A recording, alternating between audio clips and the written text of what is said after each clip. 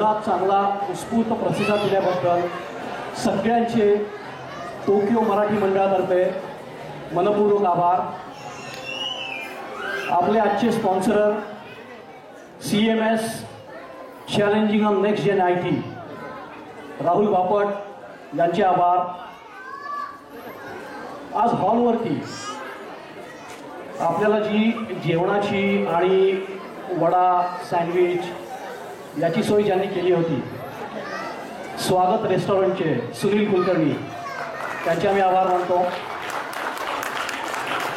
दारात जी अतिशय सुंदर गुढी उभी आहे, ती गुढी तयार केलेली आहे प्रसाद साठे आणि रूपश्री साठे, अतिशय सुंदर आहे, त्यांचे मनपूर्वक आभार। त्या गुढीच्या भोवती तशीच आणि तितकीच सुंदर रांगोळी पण आहे।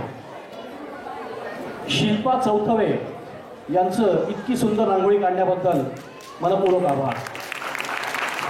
आणि तुम्ही लोकांनी बघितलं असेल, त्या गुढीला यावर्षी खरी गाठी लावलेली आहे। जपानमध्ये मिळणं अवघड आहे, तर ती मनमत आव्हाते काकांनी आपल्याला आणून तिथे लावली आहे, त्यांचे मनपूर्वक आभार। फोटोग्राफी या संपूर्ण कार्यक्रमाची जे करत होते अमित लिमये, नेत्रा मरकळे यांचे आभार मानतो।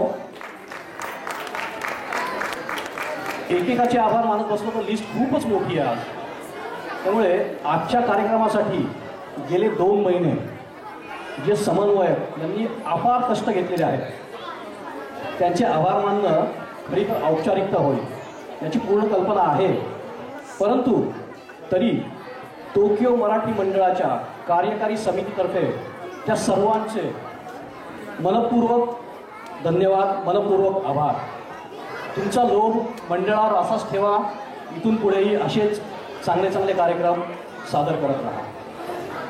प्रत्येकाला धन्यवाद देणं इथे थोडंसं अवघड आहे, पण आजचा हा कार्यक्रम यशस्वीपणे पार पाडण्यामध्ये प्रेक्षकांचा, आपला सगळ्यांचा अतिशय महत्त्वाचा वाटा आहे।